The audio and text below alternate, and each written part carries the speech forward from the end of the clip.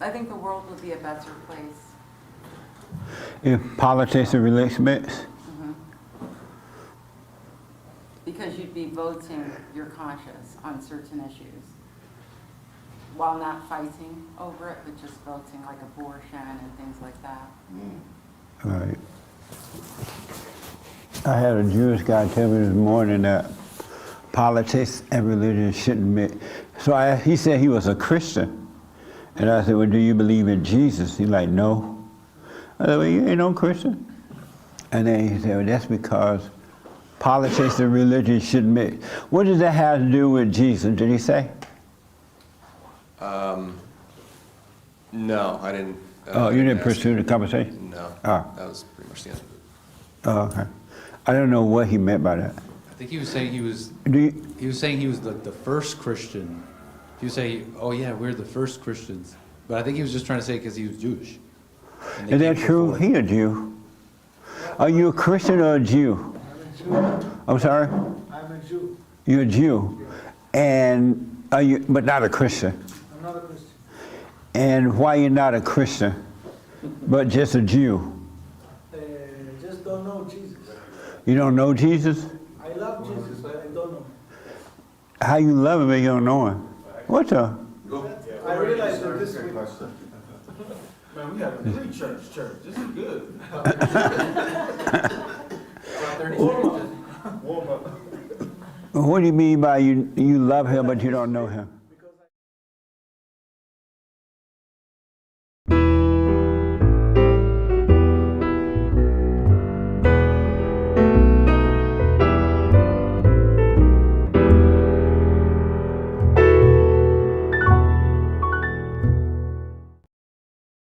Interesting. Are you staying? Good morning. Welcome to Fellowship. I'm Jesse Peterson. Thank you so much for being with me. You can get involved by going to our YouTube chat line, and Hake will take your questions and comments and pass them on to me, and I'll respond accordingly. Good morning, y'all. Morning. How's everybody? Well. Good. Amazing. So I said last Sunday that we're going to deal with the liars, right? Yeah. And that, so before, did I ask how can you tell a person's lying? No. Or did I just say all people lie? No. You asked. I'm sorry? You just asked, like, What did I ask? How can you tell a liar or something like that? yeah, something like that. Or you said you would tell us, but you said Oh, how to detect how a to lie. detect a lie. Oh, okay, I'll get to that a little later in the meeting. I want to see how many people lied this morning. Oh, that's what you said. Who's a liar? That's what you said. I want to see how many liars we have over here today, and then I'll tell you.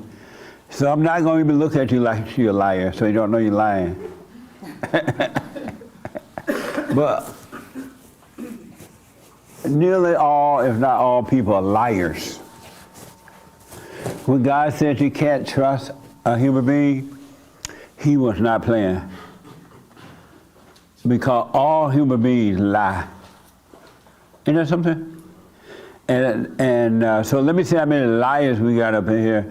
How many people already know that you're a liar? You already know you're a liar? Oh, well, let me hear about that first. Let's start here in the black jacket. You are a liar? Yes. And how do you know you're a liar? Because I say things that I don't mean. You say things you don't mean? Yeah. In some situations. Oh, yeah? Yeah. Can you give me an example without being all personal? I mean, everybody goes back to the classic examples. No, Do I let's look deal good in with this? you. Yeah, I'm going. Yeah. Do I look good in this? How does, And I used to lie about that. do I look good in that? Yeah, you know when your wife asks you, well, you don't know that, do you? How do you know, how is that a liar? Because you're saying something that makes the person feel good instead of telling the truth. When you say, do I look good in this? When a You woman- said it to make the person feel good about how you look in it? Yeah, you know, if my wife says, hey, do I look good in this? No, I'm not talking about your wife, I'm talking about you. How do you lie? I lie if I say it's not, if it's good. And it's Oh, not. that is good. Yeah. When it's not good. Yeah. Oh, okay. Yeah. All right. Interesting.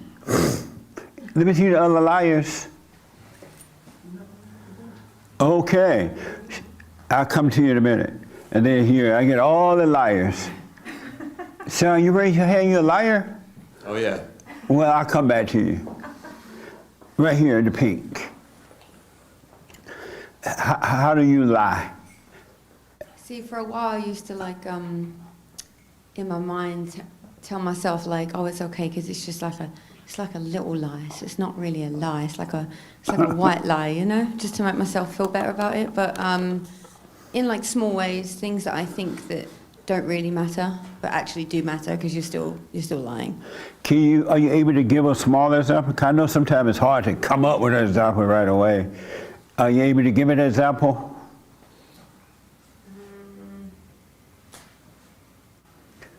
Not at this second, but as we go through, I might think of one. Oh, okay. Yeah. All right. Raymond, you a liar? Yes, I am. A bold liar. My grandmother said, you're a bald-faced liar. And how do you lie?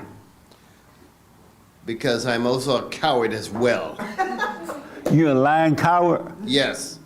So you lie by being a coward? Yes. Can you give me an example how you're a coward? The only example I can give you how I messed up at school. Oh, you would lie about that? Yes. Oh, okay. My dad wanted me to stand up for myself, but in truth, I cannot. Oh, okay. How many people told to stand up for yourself at school when you go to school? Oh, okay. To fight back. Oh, okay. The young man in the white shirt. Are you a liar? I don't really lie. You don't lie? Well, I mean, I do my best not to. So are you a liar? Well, sure, I've lied in the past, but for instance, I lied yesterday to somebody, but instantly it bugged me. It was something about work, and then I went back and said, you know what, I didn't. So I took back the lie. Hey, you lied yesterday. I lied yesterday. Somebody asked me if I was doing some work, and I said yes. And then I said, wait, why would I say that? And then I went back and I said, no, I didn't actually. So. And did you lie right now when you said you was not a liar? Well, I mean, I try my best not to lie, and I rarely lie. And if I do, I try to take it back. So did you lie right now when you said you were not a liar? No, I'm being honest. I'm telling the whole in context. I'm letting you know everything that I do. But I know that lying is the road to hell, and lying is everyone knows you're lying when you're lying. Oh, okay. People can just tell. Like I can tell when people are lying. Is it wrong to lie? Yeah. It is wrong. Why? And also, it's not wrong to tell people you're mind your own business. You know, it's like Right. sometimes you just want brush people off and say the lie because you don't want them to know you're. It's like somebody says, "How much do you have in your bank account?" And you say, oh, "Well, I don't know." And that's a lie, right? Why would you just say none of your business? Because sometimes people just they nudge and nudge and nudge, and you just want them to back off. So you might throw a white lie out. Which I don't But think wouldn't they back off faster if you said none of your business? Sometimes that's too abrupt, and sometimes your tone and that angers people. So sometimes you just want to keep the relationship nice and comfortable. So Interesting. yeah, so you might want to be like just tell a little thing, but I basically say I don't know, or let me get back to you. My best thing is say let me think about it. Amazing. Okay. You a liar? Oh, yeah. You lie? Oh, yeah. Okay. Do you lie? Okay. A whole lot of lies. I knew a lot of liars up in here. Okay. And you are a liar. A retired liar. What does that mean? I'm doing my best to be straight honest. Ever since I started doing that silent prayer, there's a little gut feeling in you like, hey. And I just don't get in conversations where I don't need to be in. And I used to lie about like how I was feeling. You know, my family, they'd ask you how you doing and I'll be okay. And I used to hang around people that were all hooping and hollering and all that. And I'd be like, yeah, I know God. I believe in God. I never did. I've lied about a lot of things. Oh, okay. I've lied a lot. Amazing. I try not. I just do. So my do you best. lie sometime now, or you don't lie at all? I don't think I do. You don't lie now? No. Oh, I don't think okay. I do. I've been on a good run for a couple weeks now. A good run. Nice. Okay. Right here. You lie? Yeah, like I think the silent prayer has started to help me be able to see that the reality I was living was sort of a lie because it was built off of the ideas I had about myself and like the personality of who I thought I was supposed to be or something like this. So kind of not like verbally a lie, but more the reality that we live in, sort of. Okay. And so do you lie now? When I try to watch my words pretty carefully so to other people, I try not to lie, but I definitely sometimes will, yes, like lie or exaggerate slightly. You do? Yeah. Oh, okay. Pass the mic to the young lady behind you. Did you raise your hand, you're a liar? Yes. And you do lie? Yes. And why do you lie now? Because I hear the thoughts telling me the lie, and I go through with it. Oh, and so you're aware that you're lying when you're lying? Yes. Amazing. Are you able to think of a little lie? Yeah, like or somebody will be like, "Did you eat the chips?" And I'll be like, "No," and I'll be like, "I ate the chips." Yeah. Okay, very interesting. Let me see the lies in this section here. None of you guys lie. You never lie? My hands are in my pocket because they're cold. Are you a liar? It's very difficult for me to lie. I actually can't lie. It's really hard. Do you lie? No, You never tell a lie. I can't. It's hard. Do you tell a lie? No, Is it hard to lie? it's very hard to lie. When did it become hard to lie? Since I was taught not to lie when I was young, I just believed that it was wrong to lie. So it was very hard to do it after that. And so you never tell a lie? I never tell a lie. Okay. I ain't gonna push it. I'm gonna see if you lie today. Okay. Right here.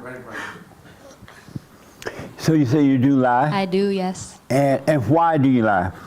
Well, when I say I do lie, it's more like I put faces on. Like I pretend. I posture, and that's just being dishonest, which makes me a liar.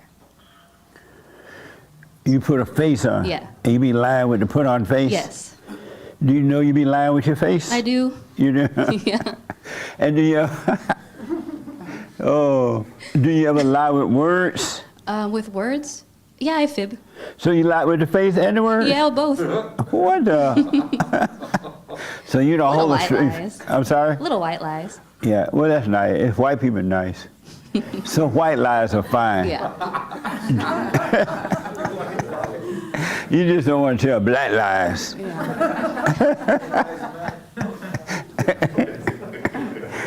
Have you ever told a black lie? Not that I know of. Just white lies? Just white lies. Why have you told a black lie? What is a black lie? The opposite of the white one. With the real dark stuff, I usually keep that in, which is why I mean like I posture, I'll put faces on because I'd rather keep that stuff in than put it out there. Amazing. So. Okay. So you tell white lies, not black lies? No. Amazing. What is a white lie? Well, actually, now that I think about it, I don't think there is really a white lie. I was going to say to spare somebody's feelings, but that's dark. To try to keep words in, to protect somebody else's feelings. Oh, I don't want them to be uncomfortable, so I'm going to lie to them to keep the peace. Okay. That's actually quite dark. So I don't know if there is a white lie, because that's gross. Amazing. Okay. Do you lie? Yeah. You do? Yes, And why do you lie? because the truth is hard sometimes to tell the truth. It's hard So to it's easier just to like lie. And how you feel about lying? I don't don't feel too bad about it. I mean, it depends on the situation. Depending on what my objective is, So I don't think anything wrong with it. Oh, okay. I mean, yeah, it depends on the situation. Amazing. Okay. I want to get to Hake so y'all can travel over to Hake. And okay. Let me see the lawyers over here. Wow. Do you don't lie? I'm not a liar. Do you ever lie? I try my Oh, best. you didn't not- raise your hand. That's what I asked. I'm not a liar. So you never lie? I try my best to not lie. Do you ever lie? Ever, yeah, I lie. Do you ever lie? Only if somebody asks a question a million times.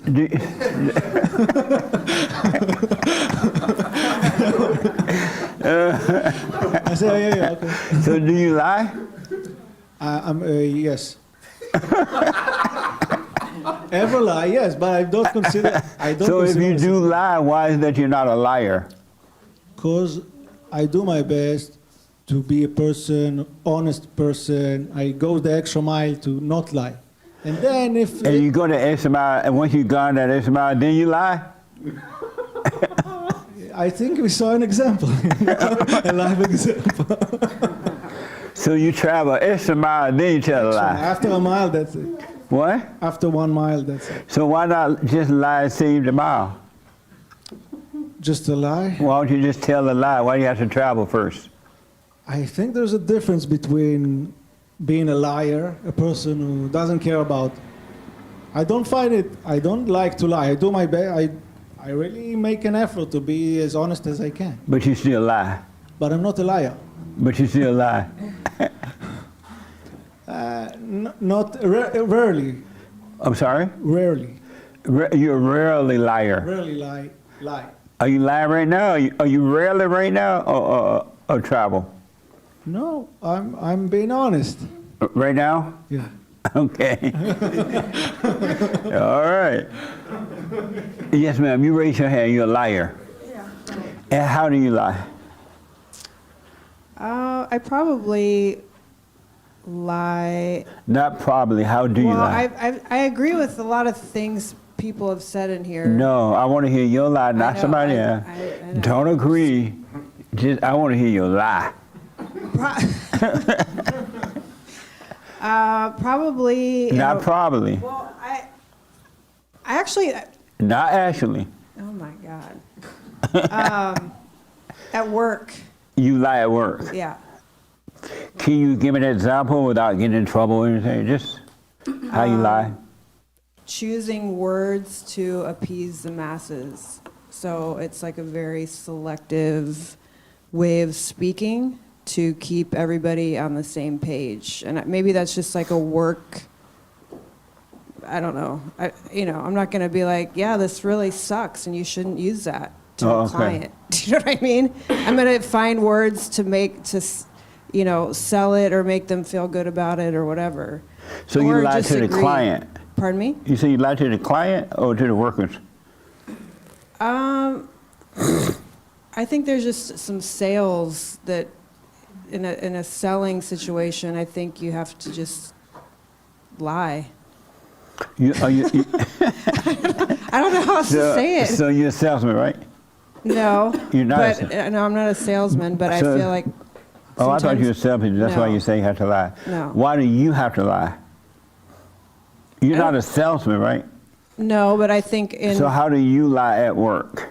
Well, I'm telling you that it's sometimes in my line of work when I'm dealing with clients and other people, there is an essence of a salesperson where you kind of have to be very selective in your words, where I'm not just going to be like, this was a terrible idea and it sucks and your campaign's going to fail. Why not?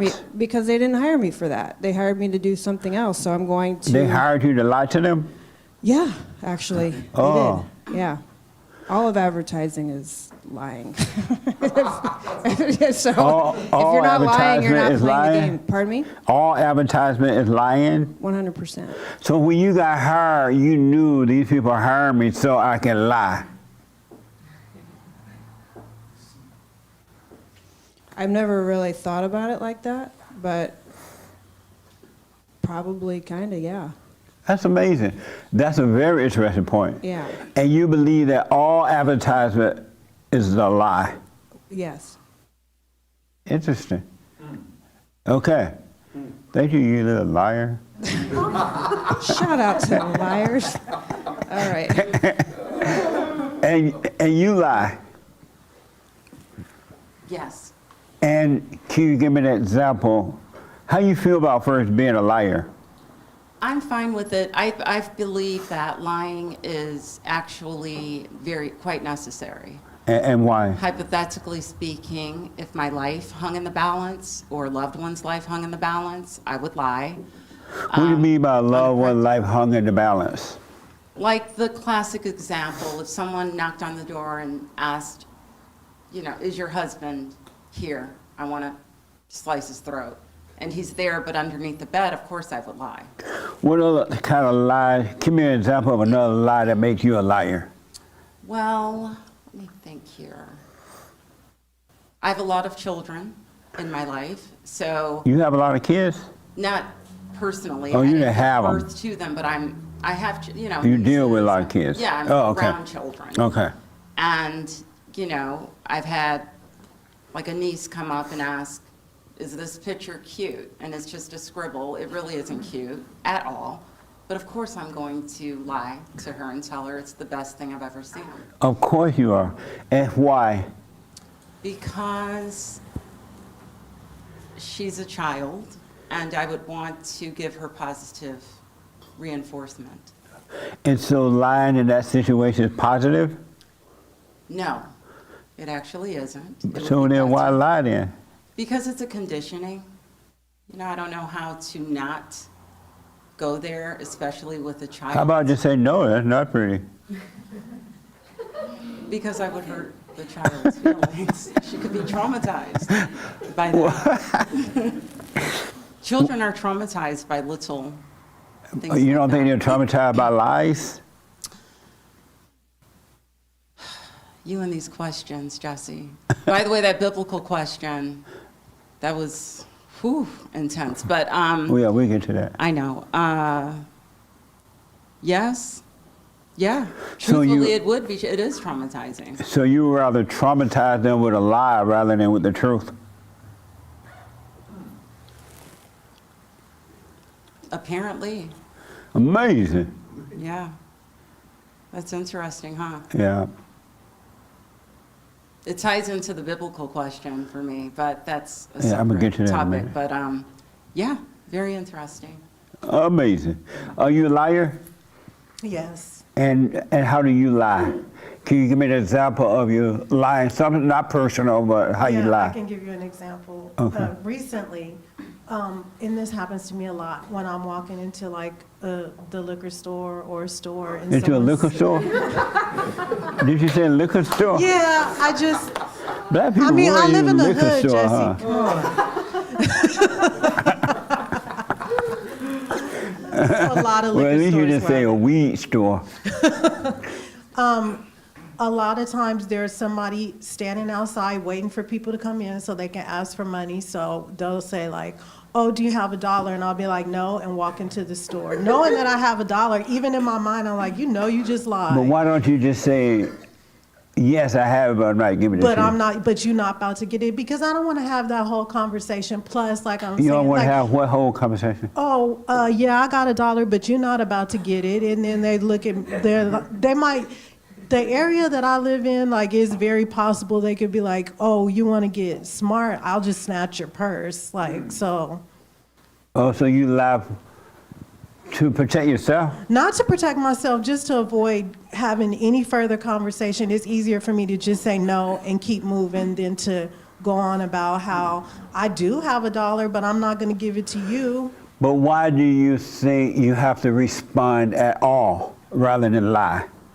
I don't know. That's a good question. Sometimes I do ignore. Sometimes But why do you think ignore. you have to respond rather than lie? I don't know. Just in the moment, I don't really think too deep about it. I'll just be like, no, and keep going. Oh, okay. I have another example too. What's that? Also, going into this time, I was coming out of the grocery store, and there were people standing out there, and they had little clipboards saying, "Oh, save the whales!" Like, and then they'll be like, "Oh, do you have a moment to save the whales?" And I'll be like, "No, I'm actually in a hurry, but I'm not really in a hurry. I just don't want to." And so why'd you lie? Why'd you lie about that? Why not just say, no thanks? Because in the moment, that popped into my mind. You afraid of getting beat up by No, them too? I'm not. No. But what made you lie in that situation? But because I've been in that situation before, and some people seem to be like, they can be like really pushy and try to hold you there and get into a whole conversation. And the same thing, I just want to avoid the conversation. But can't you just ignore them? Why can't you just say no or ignore them and just walk on anyway? Why are you concerned about that? I don't know if I really think too much deep into it. Like But you're thinking that I got to give some kind of answer because I don't want to have a long conversation, right? Right. Why do you think you have to have a long conversation? What I'm trying to figure out. Probably just from the past experience of like sitting there actually having a long conversation. And you're not able to walk away. No, I am able to walk away. Then why can't you just say no then? Yes, now that we're having this conversation, I'm looking at it different. Oh, okay. Yeah. Amazing. Nice. Hey, do you lie? Yeah. I'm sorry? Yes. And why? Sometimes to protect my pride. Sometimes because I don't want the person to get. You lie to protect your pride? What does that mean? What's your pride? Like, I almost lied this morning. No, you lied this morning. It was too funny though. It was so funny. It's getting hot in here. And that was. You just lied, boy. No, why I started. Why you lying? You just lied. I didn't lie. I just started. Oh no, you lied. Now you say you didn't lie. I started to lie. But that was to protect my pride. You know what I mean? I know it was. Yeah. Yeah. And then other times, like a friend invited me to SF over Christmas break. And at one point I was excited about it. I'm like, yeah. And then later I was not in a happy mood and I was like, I don't want to go. But I didn't tell him that I didn't want to go. Why not? That was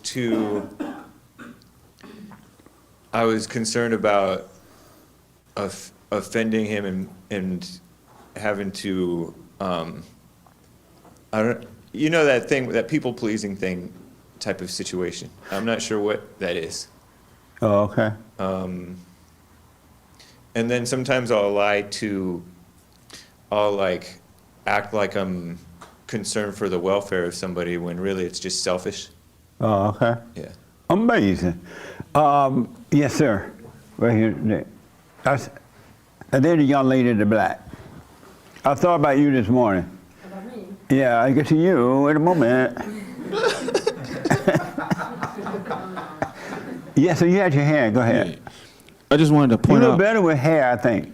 Oh, no. I'm just giving Oh, your wife said don't tell you. I just was thinking and wanted to point out that. I'm thinking about growing my barber like, you need to grow your hair. I'm like, why? He's like, oh, you have hair. I'm like, yeah, but it's way back here somewhere. Yeah, that's what I am. Yeah. My barber trying to convince me. I'm like, You trying to make more money. Right, that's what it is. Yeah. Well, go ahead.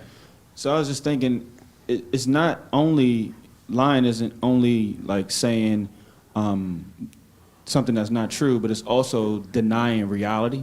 So when we live in a false reality, we're also lying. What do you mean by denying reality? You live in a false reality? Give me an example. Identifying with the part of us that isn't our true selves. Pretending to be something that we're not is also living in a lie. How is that a lie? Pretending to be something that you're not. But how's that a lie though? It's lying because you're denying reality. All lying is denying reality. When you Amazing. speak words, you're only just speaking words that aren't true, but you're internally denying reality. Are you lying the now or telling the truth? So the offense, No, are you lying right now or telling the truth? I'm telling the truth. Amazing. So- Hold that thought. I can't finish what I'm... No. I want to get to some more liars first. Do you lie? Yes. You do lie, and why? Well, sometimes I lie to myself to.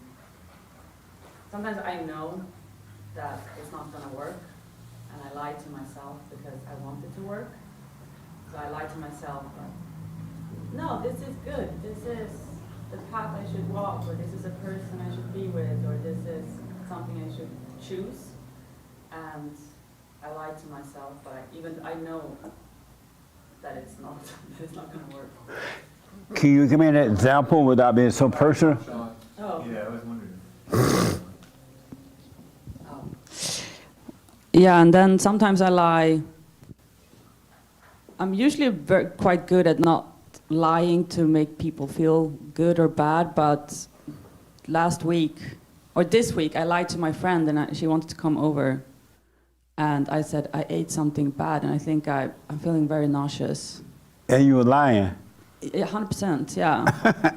And she was like, oh, what did you do? And I was like, I don't know, it must have been something I ate. And I caught myself like, what are you doing? Like, why are you? And then I was like wrapped in this lie that I made up because I just didn't feel like seeing her. Why do you just say no, not tonight? Yeah, I should. I think with... But why didn't you? With her, I guess sometimes that I just don't have the energy to... Because I usually know that sometimes there's a lot of backfire that comes. And I was like, I don't want to deal with all of that, so I'm just going to lie and say that I'm not feeling well. It's so stupid, right? Yeah, why do you feel you have to deal with all the backlash that come from her? Why don't you just say, no, I'm not doing it tonight? Yeah. And the conversation is over. Yeah, I mean, it would probably... Why would would have you been, do it that way?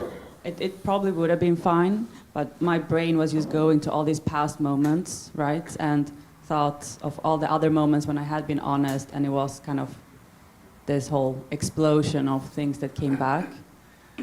So I was just tired and just did it, and it was stupid. But I mean, I lie with bigger things as well, like what I talked about last week, right? With this man I was dating. I was going to ask you about him. That's why I said I was that was thinking also of you. lying to myself. I was going to ask you, I thought about your conversation from last Sunday.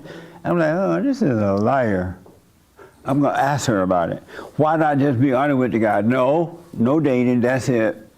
Why accept the offer or anything? Why not just say no? Well, because one, most men are very weak, and LA is not a great place to meet real men. So after 6 months of trying, I was like, maybe he got something, you know, maybe there is something here. And he made me laugh a few times, and I was like, let's go for dinner. So you lied to a weak man because there are nothing but weak men here, so you lie? I mean, there was just like, yeah, when someone is so But persistent. how is that helping you to lie to him, no matter how, if everybody's weak, how is that helping you or him when you lie to him? First, how is that helping you? Yeah, I mean, in that moment when I said yes, I didn't feel like lying because I thought, actually, maybe he's a nice guy, you know? You knew he wasn't a nice guy. You knew he was a weak guy from all the begging. Otherwise, he would have been begging. Mm-hmm. So now you're lying. Yeah. Well, sometimes it's so easy to deceive yourself because, like, there's one thing if it's like a few times, but it's like 6 months of trying different methods, and at one point you're like, maybe this is my husband. Maybe this is my husband, and I've just been rejecting him all this time. And, you know, it's again all these thoughts that are all lies. And last Sunday, I was so triggered by what happened. It was challenging for me to be present because I was so triggered and kidnapped by this liar, the audacity, you know, and it took me quite, I was like, okay, I'm not going to do anything. And the following days, I just observed my mind and all these different narratives that my mind was trying to, convince me of the truth, right? Right. And it's just, and I was observing all these lies going around my head. And it wants me to hook onto one of these lies, right? And I was just sitting with it until it finally, But what would have happened had you said to this guy that was chasing you that, you know what, I don't like you, you're not my type, I don't want, but if you want to buy me a free lunch, I'll go. What would have happened with that? I mean, he would probably be like, let's do it because I'm gonna prove to you that I am your type. But wouldn't it have been better for you, though? You've been up front. You're not my type. I don't like you, but you offer me a free lunch or dinner. I'll go since you're begging so much. Yeah, I mean, I kind of said it, not really that, but I kind of said, we kind of had that conversation, and that's what came out of my mouth. But he had his eyes on the goal. But women who know the truth need to love men enough to be honest with them too. Yeah. Because they need to hear the truth, even if they don't accept it. Yeah. You need to be the kind of human being, a woman who is overcoming, to be honest with the man. Well, I think what made me accept it when I did it was because I was very strict with him a lot of times, and it should not be my job to correct him, but I did say, when you do this, this is not okay. When you do this, it's too much. I constantly pushed him back, and he appreciated it. I felt like he was, I don't know, adjusting his behaviors, and I had a weak moment of saying yes. Amazing. Yeah. Did I hear a phone or something? She did. Who? Which lie over here got the phone? Oh, you? No. Oh, you lied. No. Okay, it's fine. As long as it's out. How is the situation now today? We are going to have a conversation today. Why? Because we both share the same space, physical space of my work. And I do feel like, because, I was really praying on what you said. You can live a life in heaven or hell here on earth, a life of forgiveness or a life of anger. And I was like, I don't want to be angry. I don't want to live in hell. I'm going to forgive. And I was like, every day when I was walking, I was like, I forgive. I'm a vessel of forgiveness. And it was really, and when I saw him, I just felt this resentment. And I was like, I have not forgiven this man at all. And then I thought, it's probably just better to meet and, What did you need to forgive him for? He didn't do anything to you. Well, I did feel like he manipulated me. No. You let that happen. You wanted to happen. You went up front with him. You didn't just say no, and that was it. So he didn't manipulate you. No, I know, and that's what I think that's a part of that resentment was towards myself, that I allowed myself to be deceived in a way, and the illusion of that. But you wasn't being deceived. Well, I was deceiving myself. Oh, yourself. Yeah. Oh, okay. Nice. And I think it's just good to sometimes have a conversation, and be just, okay, peace, let's both coexist, and that's it. Yeah. And up front, you should have said that. It'd have been over already. I know. Yeah, What a mess, huh? It was a mess. I learned a lot during Nice. this process. So ladies, do y'all understand that you need to be honest with men too? Because they need to hear the truth, just so be angry and judge them. But they need to hear because they might not be hearing it anywhere else. And God can work through you too if you're waking up. That makes sense? Yeah. Be honest. That's what you're daughters of God. Just don't be angry, don't judge, but be honest. Yeah, I think it's just sometimes, since we're all so good at lying, and myself included, and you're in this situation, and this person is starting to show you, and again, starting to show you sides of himself, where I'm like, oh, this is a nice guy, And yeah, I think that's it. And that's why we keep lying to each other, and then it gets really messy. Amazing. Are you able to be honest with your husband when he doesn't want to hear it? Yes. I don't want you to say anything personal, but like when you know he's wrong, when you know he's off, are you able, without anger, I'll put that in there too, to just be honest with him? No, you're faking it. You're like, leave me alone. Yeah, I just give my opinion and leave it at that. Without being angry? Mm-hmm. Oh, good. Yeah. If he takes it, he takes it. If he thinks about it, he does. If he doesn't, then no. Because that's what's needed. God will work through the ladies too, as he will with the men. He loves all his children the same. You know what I mean? Oh, good. So, Sean, where's Sean? Sean's talking to... Oh, okay. Joel, I'll go with Joel there real fast, because we got to move. Amazing how fast this time goes. Joel, do you ever lie? He black. We already know he black. Do you ever lie? Yes. And why? Well, in a good way and in a bad way. What's a good way to lie?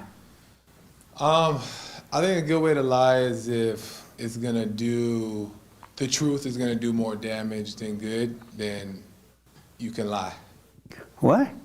If the truth is gonna do more damage to the person than good, I think that it's okay to lie or not say anything. And can you give me an example without going personal, an example of a good lie? I can't think of what I'm talking about. Well, I guess if somebody is, and it could, I don't even know if this is a good example, but if somebody is on the verge of killing themselves, right? And the reason why they're doing this is because they believe that I'm evil, I'm evil, I'm evil. And if you tell them, yeah, you are evil, then they might do it. So it's not necessarily, sometimes I don't think it's necessary to say Give me an example of have you ever told anyone that? They were about to die, they said. That's why, it's can you not the best example. Are you able to think of a good lie? I know it's hard when somebody says, what, you know, but have you ever told a good lie? A good lie.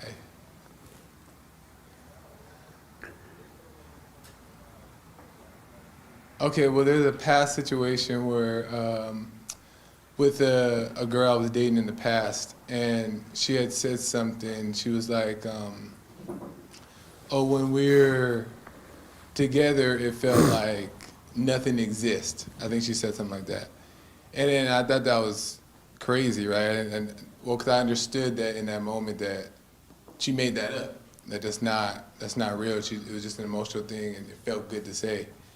But she felt embarrassed that she said it, so I didn't tell her like, that's all emotions, that's fake and phony. I just left it, and I was like, oh, yeah.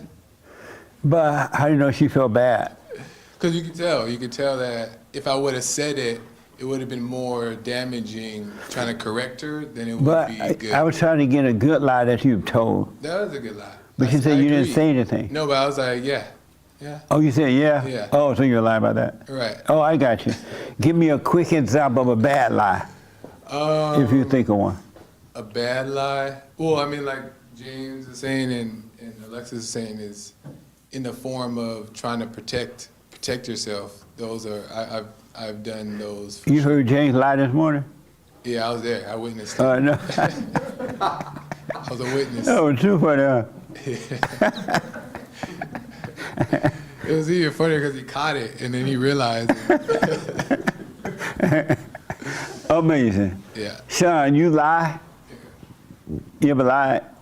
Yes. And can you give me something that's not personal that you lied about and you knew you were lying? Sure. Can I just say first, I think it's perfectly natural and necessary to lie. I think lying is important. And dead serious. I think that, they say that Irish people, they're immune to psychotherapy, like therapy, the talking cure. Are you Irish? Yeah. Oh, okay. And because you never know when they're joking or not. Like that's where their sort of sense of humor comes from. You just never know when they're serious. You never know when they're joking. So even like a therapist can't tell. That's the whole idea behind that. And so I think that's normal for everybody. Like as soon as we start using words, even face to face with people, you're lying.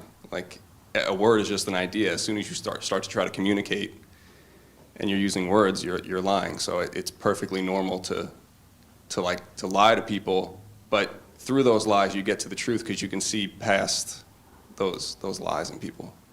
And you can see where they're lying. And then that way you see the truth behind it. Because we have to use words. In a practical way, we have to use words to communicate. But as soon as we start using words, every one of them's a lie. They're Every just word ideas. is a lie? Yeah, words are just ideas. They're just ideas. So they're all lies. Every So word are you is lying right now? Yeah. But I no, seriously, like I am, but through the sort of like little miscommunications in each word, you can see where the truth comes through. So you think that every time you use words, you're lying? Yeah. Why do you think that? Because words just don't do the trick. They're not. So when Christ sufficient. said, "Go and forgive, and I will forgive you," was he lying? No, but He would use a word. When we have the idea of forgiveness in our head of what it is and what it's supposed to be, and we say it out loud, it's a lie. It's just an idea for us. Unless we do it, that's. So was Christ lying? No, but when we go to do it, and it's beyond words. You can't put that into words. Okay. Words are insufficient to communicate. So are you lying right now? Yeah, because words are. What part of your words are lies? Which part? Because of time, I gotta move on here. Give me Well, you asked quick- me to give you an example. Like But- if I see someone that I haven't seen in a while on the street, and I say, "Hey, it's great to see you. We should get lunch sometime." Like we both know that's not going to happen. You know, we both know. Why can't you just say no? Even if I were to say no, like no, we're not. I don't know that's going to happen either. You know, hey. What? Hey, listen. I know we haven't seen each other in a long time. I was hoping I was never going to see you again. That's also not necessarily 100% true. So we have these sort of social understandings. It's a lie that we agree upon. And so that's how the Irish people live? Yeah. No wonder they believe in those little things. Leprechauns. Whoa. That's interesting, Sean. We have to Yeah. talk about that more on the radio. I got to run because of time. Did I ask you that? Did you raise your hand? Are you a liar? Yeah. And you already aware that you're a liar? Yeah. Yeah. So I while started Alessa as a- making faces, you're lying. Wait, sorry, what? While Alessa making her lying faces, Oh, yeah. you're lying to her. Lying to each other. Can you give me a quick example of one that's not personal? Man, I lie in church. You'll ask me a deep question, and I'll like, yeah, that sounds right. And the thing about lies too is like you like believe the lies too, so I think that I'm saying the truth. Are you able to think of a little quick one? No, I can't think of a specific one, but it's like all the okay. time. It's like protecting my ego, trying to make people feel better, trying to look smart. I see. All those are lies. Amazing. Let's go to the biblical question because of time, and then I have my little input here. What distinguishes you from other people? Anybody aware of the biblical question? You thought about it this week? Yeah? You didn't think about it? I don't know it. No, the young lady right here. To be honest. You weren't here last Sunday, right? No. Oh, okay. To be honest, I was concentrating on the 4-minute thing this week. Oh, you did? How did that go? It was hard. I did it about 4 days in a row. It was rough. And what was rough about it? Sitting still for that amount of time and not listening to my thoughts and not getting up before the 4 minutes. You know how many thoughts were coming at you for 4 minutes, overwhelmed. Mhm. That's amazing, huh? Just amazing. I'm mad that that's how you live your life. That's why I want. Like it had a, sorry, go ahead. That's why I want people to do the 4 minutes. So just still do the silent prayer, the long silent prayer, but just to really see what happens in 4 minutes. Mhm. I feel like I saw a lot. You did? Yeah. Can you give me an example? What you meant by that? Mhm.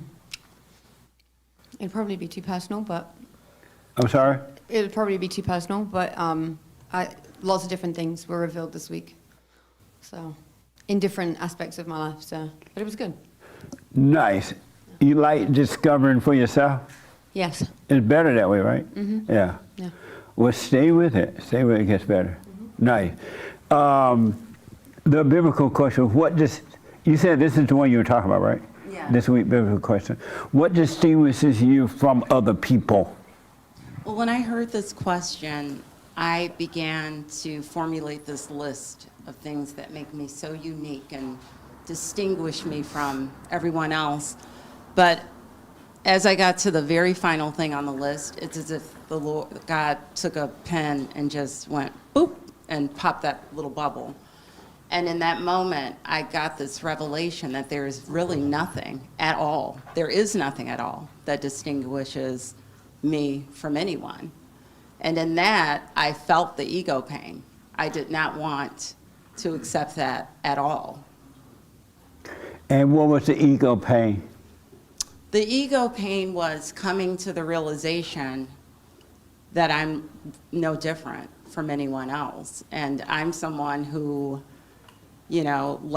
chose a different career path because I didn't want to conform, and got down on my knees to beg my parents to take me out of Catholic school because I didn't want to look like a clone.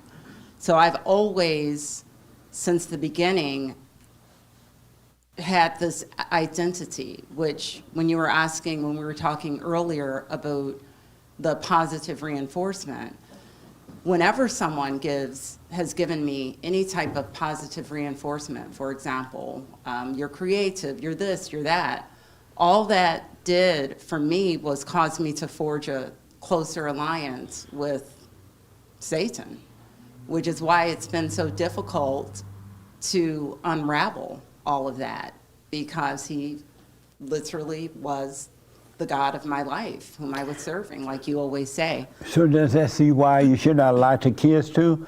If they say the painting is pretty and it's really not? Pardon me? Wouldn't that apply to if a little kid did some drawing on a piece of paper and they said to you, oh, wow, you like this? And you're like, oh, that's pretty. Absolutely. When you know it's not pretty, you send that child up too.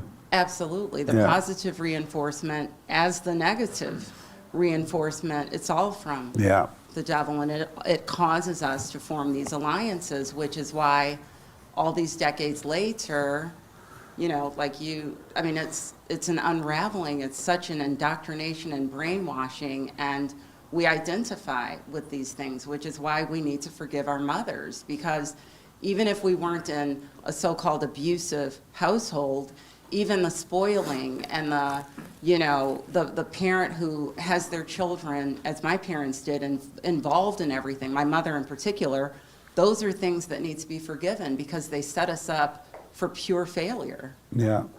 Spoiled, expecting the world to deliver everything on a silver platter, that's all demonic. So the positive as well as the negative reinforcement, that's why this is work. That's why we're here. Amazing. Interesting. What distinguishes you from other people? Nothing. Nothing? No, I don't think. And why do you say nothing? Because I just don't. I don't see anything like to be distinguished about myself. So Did you beforehand? Did you think that something distinguishes you from other people? No. You always thought you were just like other people? I mean, I don't think I'm better than anybody, or I don't think I'm unique, or just. Have you thought you were less than other people? Yeah. So that distinguishes you, and that you're less than other people. Yeah. Go ahead. No, I was agreeing with you. So then that is a difference between how other people are you. You're less than other people. And how are you less than other people? Just looking at where I'm at in life, where I supposed to be at. So I'm just not. Where are you in life? I'm not hitting manhood like goals that where I should be at. So You're not hitting man who are goals? yeah. And what, can you give me an example of what are those? Well, I still live at home with my grandmother. That's one. I don't have a career. Like I'm working and stuff. You have a job? Yeah. And why isn't a job a career? Because it's nowhere. It's going. It's like a dead end. It's not really going anywhere. So a job is just a dead end? Where I'm at right now, yeah. I mean, I'm And doing stuff. I'm working on myself. What is a career? A career is something like you can, like, take care of yourself, your family. That has like future, like growth. Stuff like that. You can't do that with a job. But no. What? I mean, a career is a job. They just gave it a fancy word. yeah.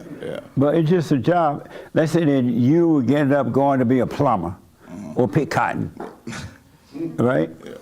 Let's say you were going to the field, and then your friend was going to be the president. He's running the country. Both people are just going to work. They both are just going to a job.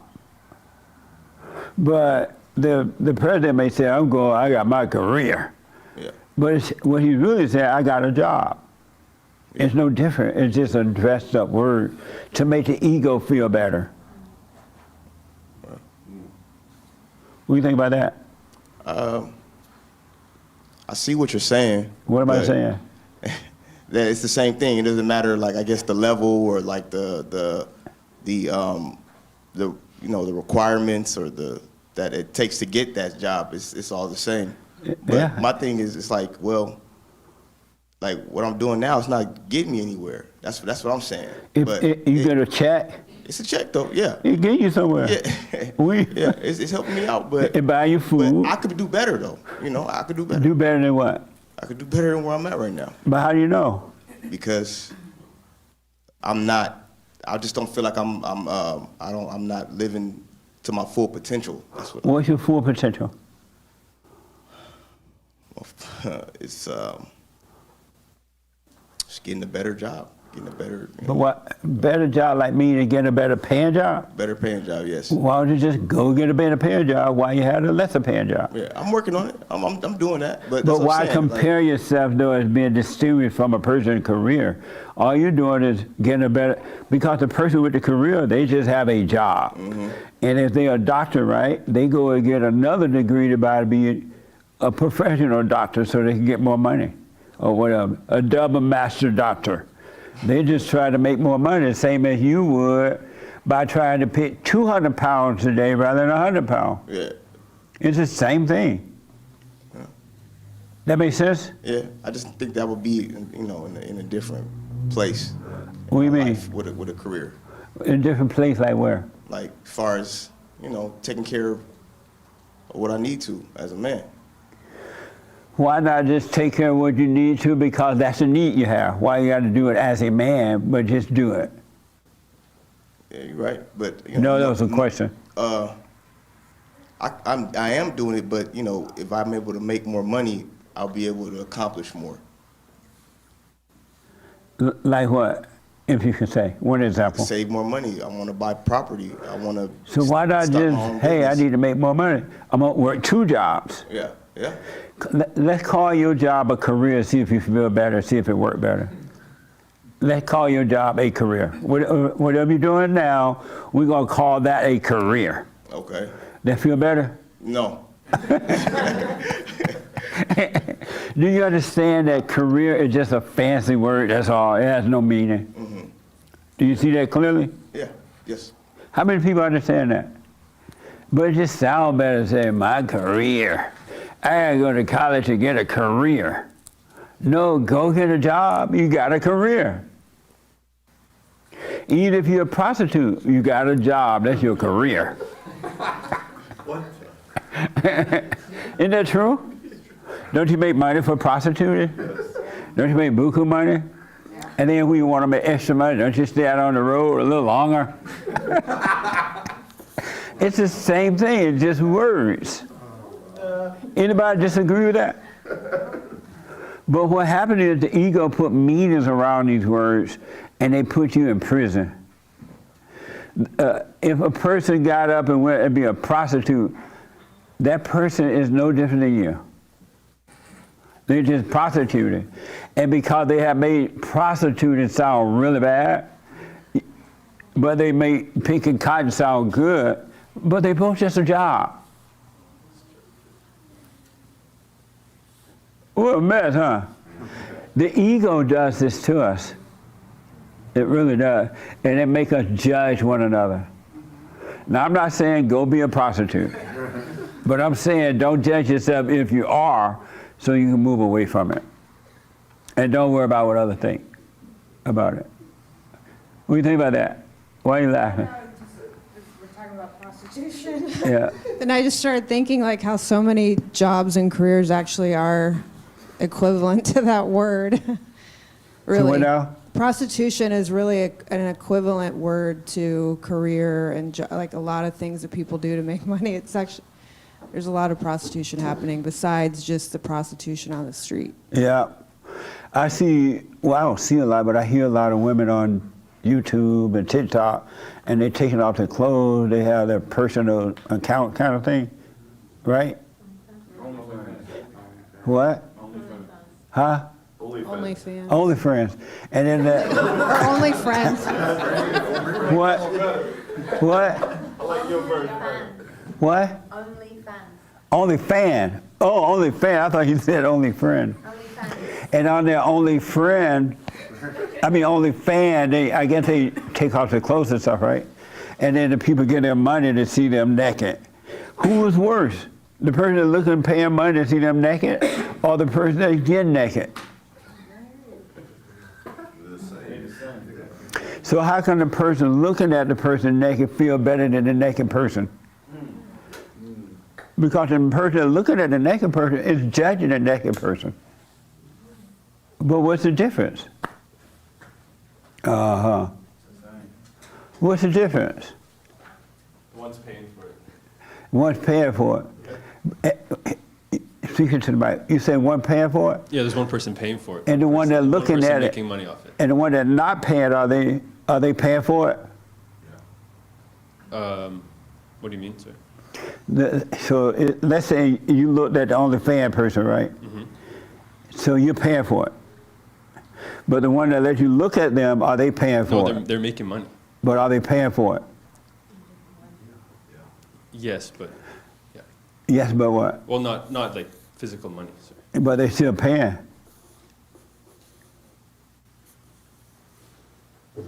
Not financially. But are they paying?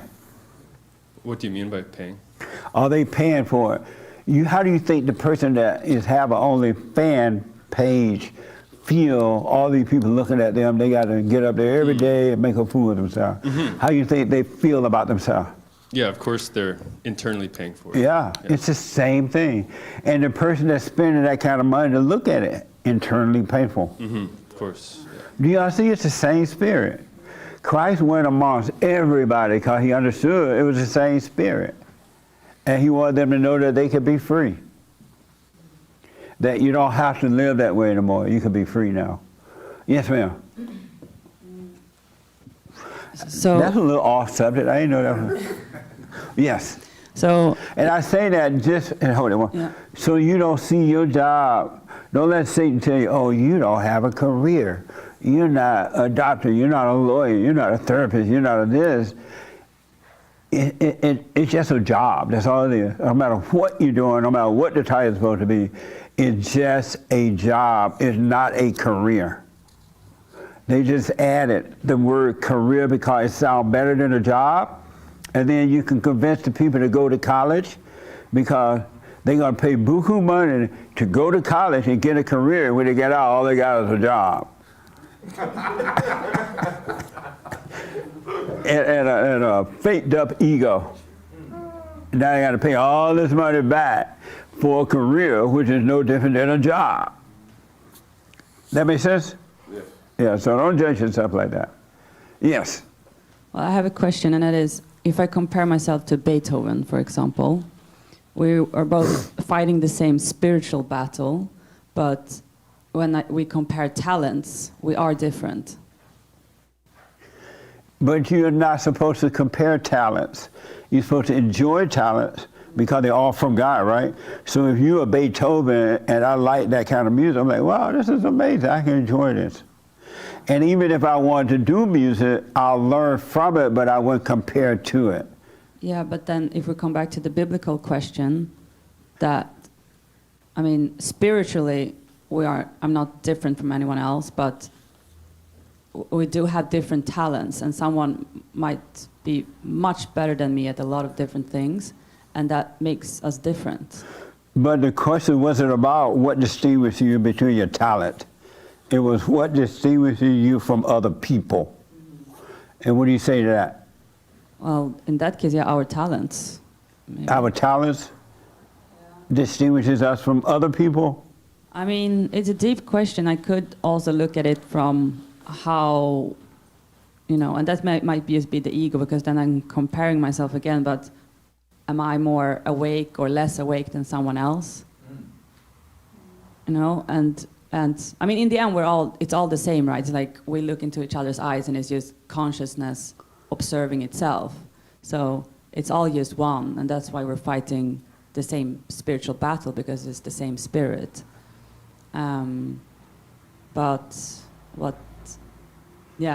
I am different in looks and talents and my Interesting. strength. And so are you your talent?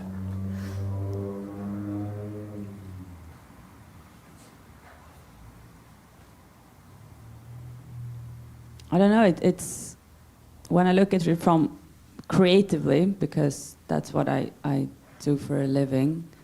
You create? Yeah. What do you create?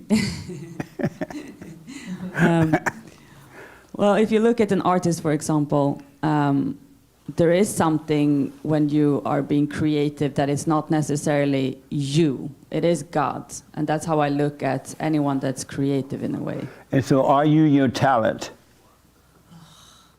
Maybe not. No. No, I'm asking. A part. I'm sorry? A part of me wants to say yes. And are you? I don't know. I'd have to sit with it. You have to sit with it? Sit with it, yeah. You gonna sit with your talent? No, I have to sit with it in silent prayer and see what comes. But right now you think that you are your talent or not your talent? I know that I'm not my talent, but there is something there that I've been, since I started this journey of, no thoughts and being creative, and what is it, that spirit, because you're channeling God in a way when you are creating something. It's not you, it's not your artwork, it's not your music, you're just channeling it. But exploring, And so are you your talent? No. You want to sit down and let me know, you say? Yeah, I'm going to say no. But why say no if you're not sure? Because when you're truly being present, there is nothing there than presence. But how do you know that, though? I don't know, so I will sit with it then. Yeah. Be careful not to use the intellect to speak the truth. Because that's what, really be careful with that. Say we use the truth intellectually on you and have you just quoting truth intellectually, but in reality you still don't know God. So be careful with that. If you don't know, it's best to say, I don't know, than to intellectually say what you've heard. It just builds the ego, and it's just like reading the Bible and quoting the scriptures, and no one can convince you that you don't know because you believed it. I saw that happen in the office this week, matter of fact. It was so funny. But I asked a question in the office this week, and some of the people broke it all the way down to Jesus. It was deep. What, y'all? Why are you looking at me? Well, now they know it's me. No, I didn't say it was you. I said some of the people. Whatever. How come white people always say whatever, and then just keep on doing what they do? So be careful with that. Don't go into the intellect because you've heard the truth. That makes sense? Yeah, but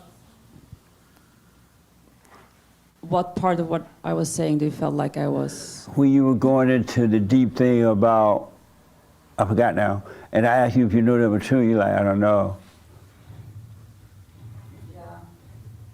I think it's just, and this is not something that I'm sitting there like. Let me make a point too. Can y'all tell when Satan have you repeating the truth? He just have you speaking out of your head intellectually, and then somebody say, "Oh, you think you're impressing someone? You really think you're on a roll there." Be aware. Just be aware that a lot of people do that, just like they do with the Bible. And I know the reason they do it because Satan is repeating it in the head, and they have not separated from the knowledge. So just be aware of it. Don't freak out. Just be aware of it. I mean, So let me ask this question, then I got to move on. Are you your looks? Sometimes it feels like it, but I'm not, right? What Because does I'm it not my feel body. like to be your looks? Can you repeat that question? You said sometimes it feels like you are your look. Yeah. And what does that feel like? Well, because we identify, or I identify with my body at moments, so if I feel good, I'm like, I'm looking good today. I'm hot, I'm feeling myself. And then another day you're like, oh, I look so tired and blah, blah, blah. And I'm not looking so good this morning. Or I need to watch what I'm eating, or I need to go to the gym, or... Yeah. That's hell. And I want to just use that because that's what hell is divided. One morning you feel good, so you think you look good. Next morning you feel bad, so you think you look bad, right? That's divided. That's hell, where God wants us to be whole when we never have to deal with that. Yeah. And so just remember that. When that comes, just know that that's hell, and it's not you. Yeah. That makes sense? Yeah. And then every morning you get up, you'll be beautiful. Yeah. I mean, I feel like every morning when I do this silent prayer, and I'm like, I look great. And the reason you would be beautiful because all looks would disappear. Yeah. You'll just be yourself. Yeah, I think that's what is, even when it feels like hell, when you're shedding ego, it's just becoming more and more free, and it's such a good life when. Yeah. Well, stay with it. The young man in the back want to respond to the biblical question. What distinguishes you from your... I wanted to respond, okay. What distinguishes you from other people? This is a good question. Absolutely good question. Yes. And there's so many variables there. I mean, there's so many things that distinguish you from other people. I mean, the kind of food you like, the kind of music you listen to, the kind of people you're attracted to, your family, who your family is, your DNA, your ancestry. That separates you from everyone else. It makes you unique. Are you your food you eat? Absolutely. You are your food. Absolutely. Because every time you eat a certain food, you feel a certain way. So you are that food. It's a part of you. And give me one of your favorite food you like. Jeez. Jesus food? Well, Jesus likes fish. I'm not a big fan of fish. I like multi-grain bread. I like raspberries. And so when you're eating multi-brand bread, are you like the bread? Chex, brand cereal. Are you the bread? Yeah, it turns into you. Really? Absolutely. Once you eat that, once you ingest it, it's a part of you. That's interesting. Therefore, if there's any toxins in it, or if there's any like processed foods, you feel that I see what you're saying. Are you your body? Yeah. You are your body. Yeah, you're trapped. Why do you think you are your body? Because you're trapped in this body all day long. There's no getting around it. You can't just float away and go to another universe unless you're on drugs. So, yeah, you are your body. Is this your first time here? Yeah. Oh, what's your name? Your first name? Jameson. And how did you hear about us? I saw you on like Instagram. I saw some clips. I thought they were interesting. Welcome, man. Yeah. So you believe you are your body? Yeah, that's who you are. You are. Okay. I want to respond, but I want to hear from a few other people about that in a minute. Right here. What distinguishes you from other people?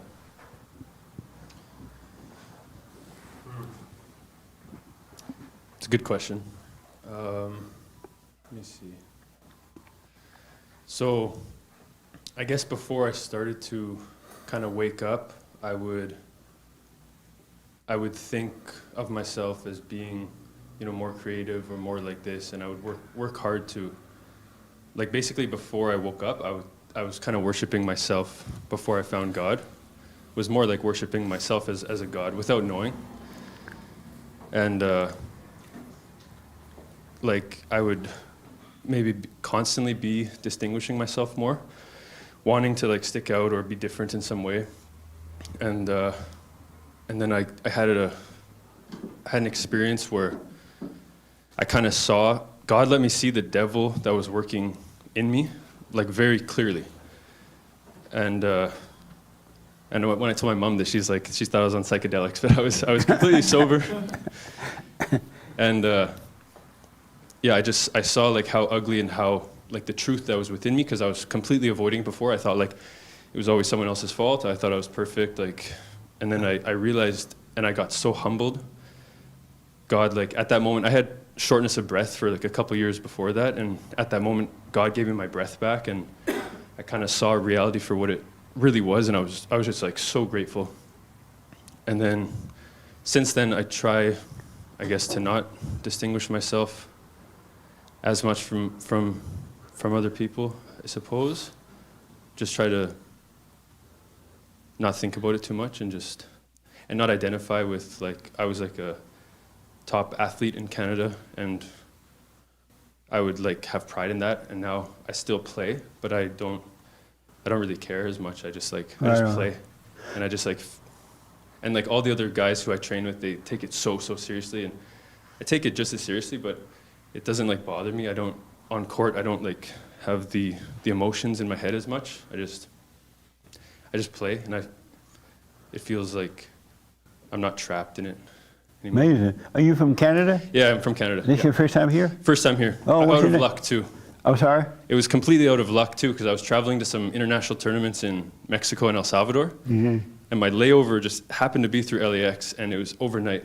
Nice. So I was and I've been loving you for the last like 6 months or so, or a year, and I listen to church every week, and right on. Been working on myself quite a bit, and I just like, it was such luck. So meant to be. Meant to be.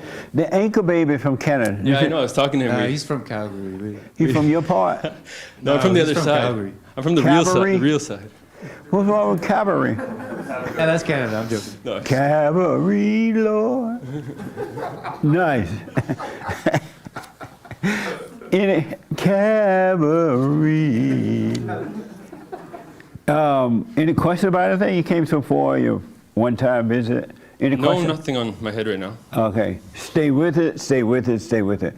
The young lady in the pink, what distinguishes you from other people? Well, like I said earlier, I didn't really think about this question very much because I was concentrating on Oh, the yeah, 4 you minutes. didn't think about it. But okay. I would say I don't really think about it like that anymore. Like I'm just trying to be. I'm just trying to. But beforehand, at one point, did you think that there were things about you that distinguished you from other people? No, not really. You never thought you would, you always thought you were just like everybody? I didn't think that I was just like everybody, but I didn't think I was like different than anybody. Like, you know what I mean? I just didn't really, I just was, and I just did what I could and did what I was good at and did, you know what I mean? Like, I just didn't really think, oh, well, I'm this or I'm that. And, Oh, okay. you know. Amazing. Right here, and then I come to you. Did you have your hand? Yeah. Okay.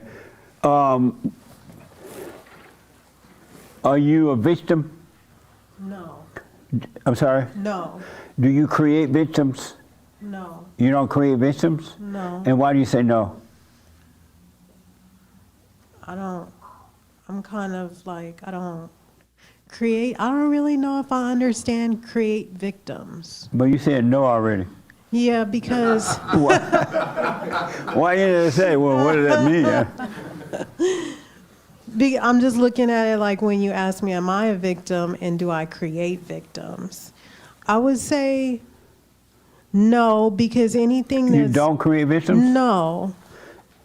And why No. you say no, you don't? Because whatever is going on in me is going on with me. And if someone else is a victim or feels victimized by me, that's what's going on within them. But why do you say you don't create victims? Because I don't. I Oh. don't. Interesting. Yes. You had your hand. Are you a victim?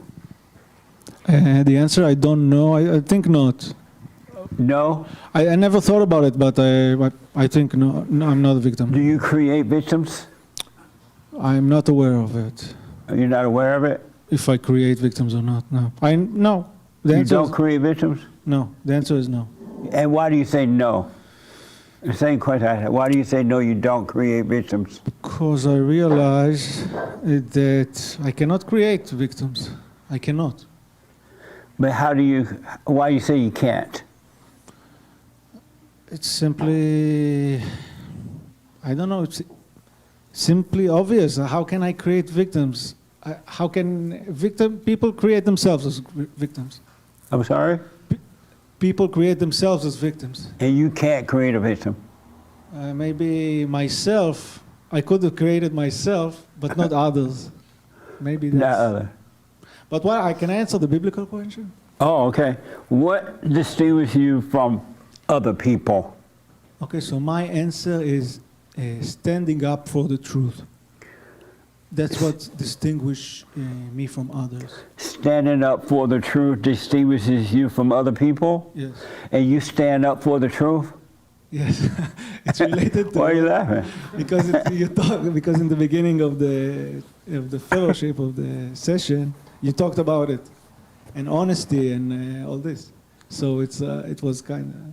Oh, I'm sorry. Speak up. I'm saying it's kind of embarrassing because in the beginning you asked everybody if they are liars, and I thought about this question all the week, and the realization I came into is like that. Standing up for the truth really separates from others. And how do you stand up for the truth? How many people stand up for the truth? Now everybody's scared to raise their hand. Huh? I saw one hand over here. Was that you, Raymond? And here, you had your hand? Sure. No, did I see your hand? Go ahead. Okay. I'll come right to you. How do you stand up for the truth?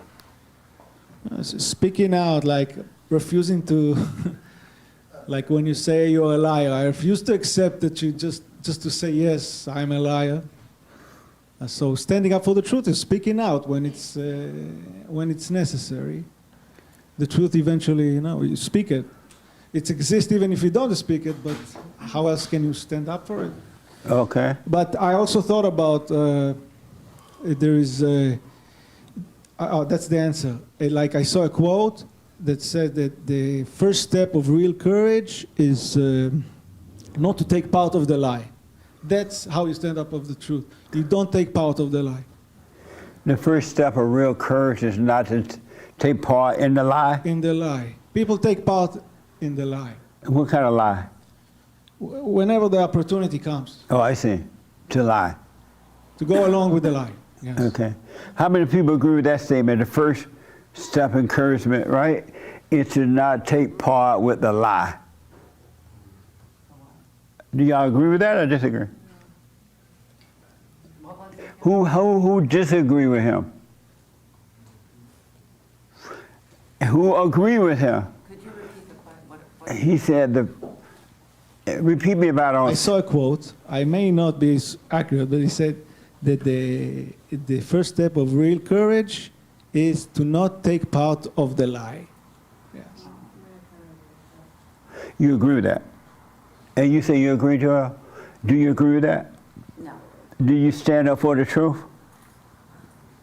I don't need to, what does it mean to stand up for the truth? I'm not sure what that even means. Okay, so you don't stand up for it then, sister?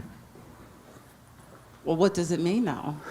But just, Like, honestly, like, you do you don't mean know go what it means. protest? Is that standing up, or is it expressing a point of view? What do you is mean it? by stand up for the truth? Well, all this time is going by so fast. Lord, have mercy. Mercy, Lord. What do you mean by stand up for the truth? Stand up for the truth. It means that not to be afraid to sound bad when everybody's saying one thing. Can you give me an example so she can understand it better and I can understand it? So, for example, when you asked everybody if they lie, and people are afraid to say that they are liars or they are not liars. For example... Okay, so do you lie? I said yes. Oh, so but some people could be afraid to say, yes, I lie. I mean, I'm not sure if it's the right example of standing out for the truth, but But to how do you speak know your when you mind, to stand not up be for afraid to speak Give your her an mind. example of when you're standing up for the truth, real fast because of time. An example. Yeah.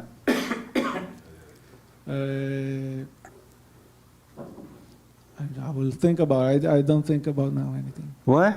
I can't think of an example now. Oh, but you like that quote. What the? That's it.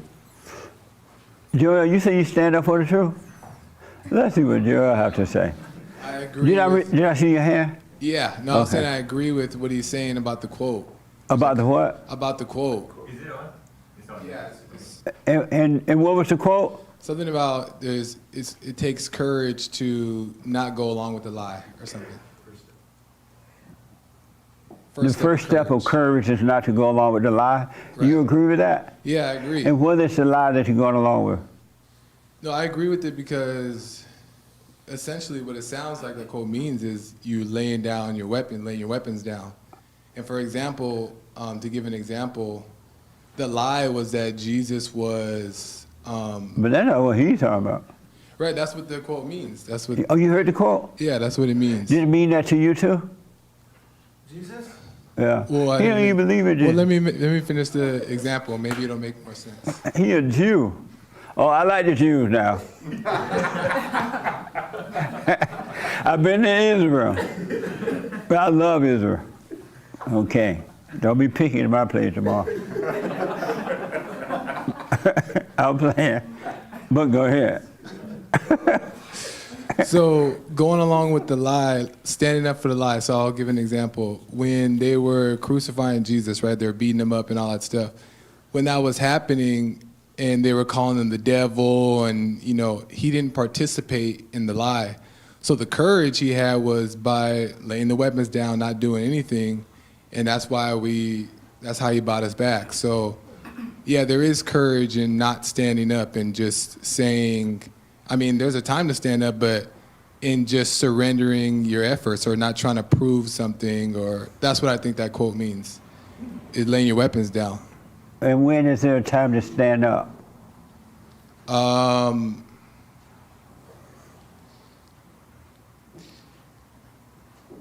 If the opportunity presents itself that you see you need to say something. Like, so for example, if somebody's doing something wrong or you see that wrong is being done, and I'll give another example from the Bible. Is Make that it there is- short because of time, boy. Right, well, with Jesus flipping over the tables, that was a moment where Do one without Jesus. But it's a legitimate No, we want like example. real life stuff. That's real life. Oh, go ahead. Okay, so they stop talking normal. That is normal. Okay, so for example, if I see that I need to flip a table, then I will flip a table, but you don't want to hear Bible talk, right? You don't want that. So Give me like normal life. okay, so if somebody's imposing wrongdoing onto you, And there's a time that you see in that moment that you should correct them. You say, you disagree. You don't think that that's right. Okay. That's when there's a moment to stand up. But Oh, okay. it relates Now, that's to a the same, normal one. How But many it's the people gonna be same thing. flipping over a table same example. at the synagogue? Fair enough. Thank you. I just wanted to answer the biblical question. Do you, what distinguishes you from other people? I used to, I used to distinguish myself, like when I would go to church, I would distinguish myself with the whole group at church. And when I would try to tell the truth or say something like that, they'd all just reject me. So then I would just be like, oh, I just lied to myself thinking that I was part of this church, and just pretty awful. Are you a victim? No, I never try to consider myself a victim. Do you create victims? No. You don't create victims? No. You have never created a victim? Like,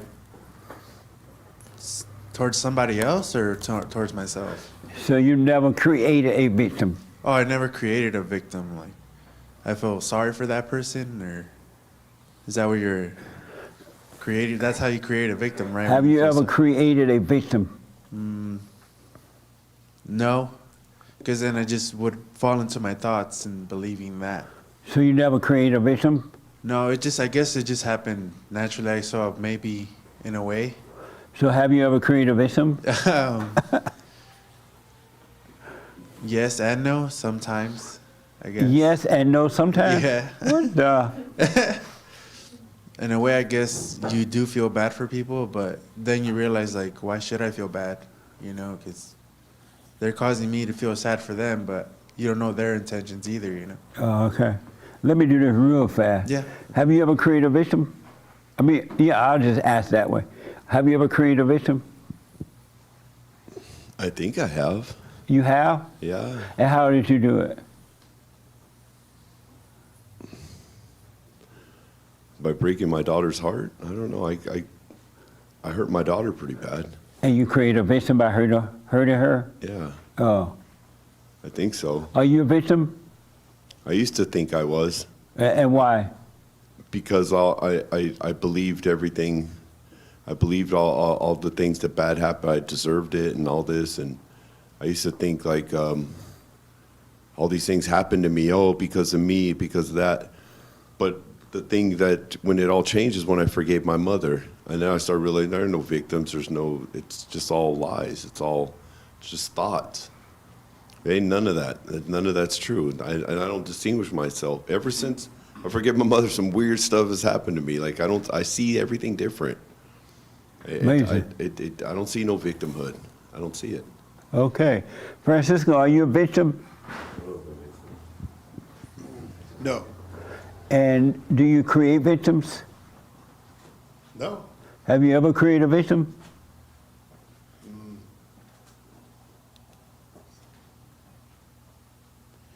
Yeah. And how did you do that? When I tormented or teased somebody, was mean to somebody to hurt them, and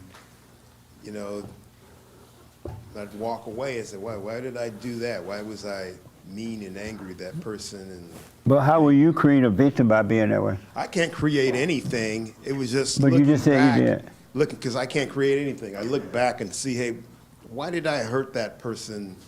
So do you create victims? No. Have you ever created a victim? I thought I did then. I don't think so now. Oh, okay. Back then, I thought I did in my imagination. Amazing. How about you, Joel? Have you ever created a victim? No, I never created a victim. You never created a victim. And why do you say no, you never? Well, I think that there's definitely things I've done in the past, or even in the present time, where I've maybe influenced somebody, whether in a good or bad way. But I can't create a victim. They have to believe that they're a victim. Amazing. Okay. Let me just say this due to time. The question of what distinguishes us from other people, right? Nothing. We're all the same. Either we're all in hell or we're all out of hell. Or some are in hell now that you're waking up, truly waking up, but you're going to see that you're just like everybody else. That's why everybody got the same story.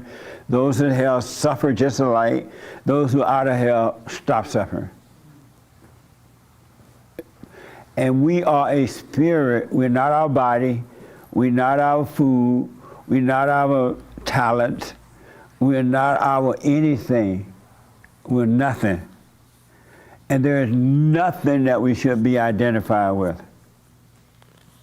Zero.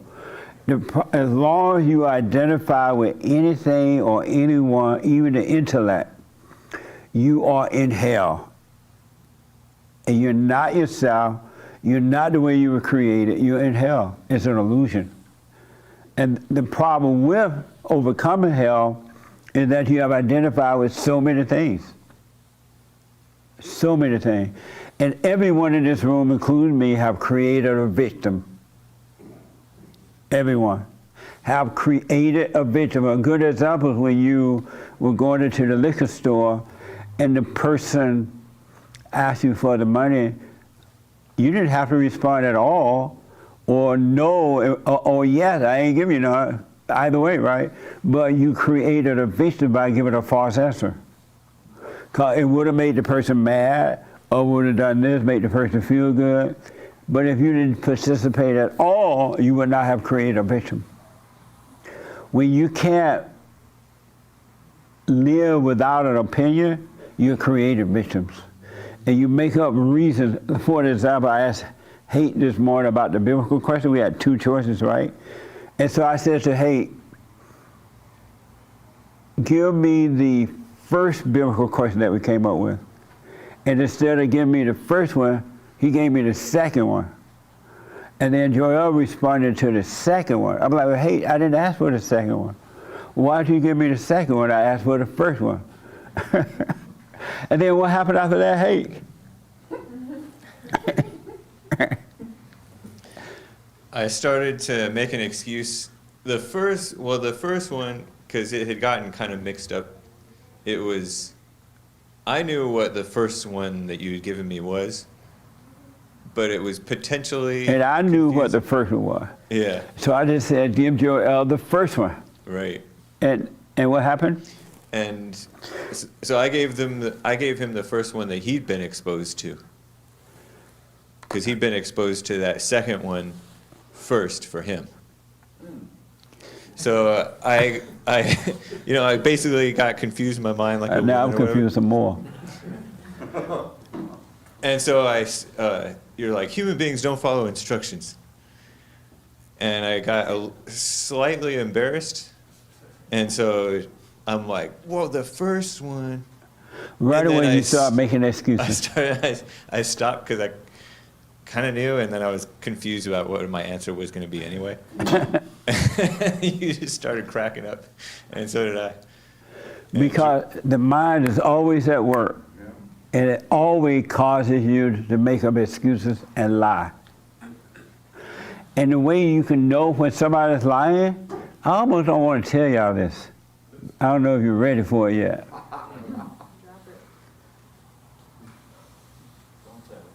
Don't tell them? Tell us. You won't bring me secrets already. Huh? You say you're always holding secrets. I'm still waiting for the boy first secret. I'm still waiting for that secret. There's a secret to making boys first. Did y'all know that? Somebody sent me some money asking me for it. They're like, this is a super chat for how you make boys first. Stuff like that. You told us.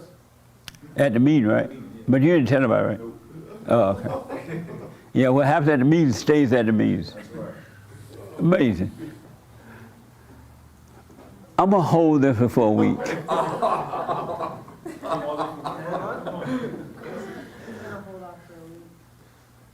But I can tell you this much. Everyone that spoke today lied. That's what I'm saying. How can you tell a liar? If their mouth is open, they're talking. I'll leave it hanging because I don't want to put too much input on it. All right, and then we'll have the experience on this week about it. But every human being, now once you realize how you lie, it's going to end just like that. Because realization is amazing. Wisdom comes from God, and what wisdom does, I used to think that wisdom peeled the layers from your eyes, allow you to see, right? But it also makes you free. It really does make you free. I was like shaking my head this week. I was like, wow, that's so deep. It does make you free. So you want understanding in all things. You want understanding. And from my assignment for you this week, in all situations that comes, see what you can understand from the situation. Don't try to get something from the situation. See what you can understand. What can I understand about this? And it'll be shown to you. All right? And to the ladies, with your situation, a perfect example, when guys approach you like that, just be honest. No. If you want to say no, no. And if they ask why, you're too weak. You're begging. But don't resent them. Don't judge them. Don't feel like you're better or less. And you can help them.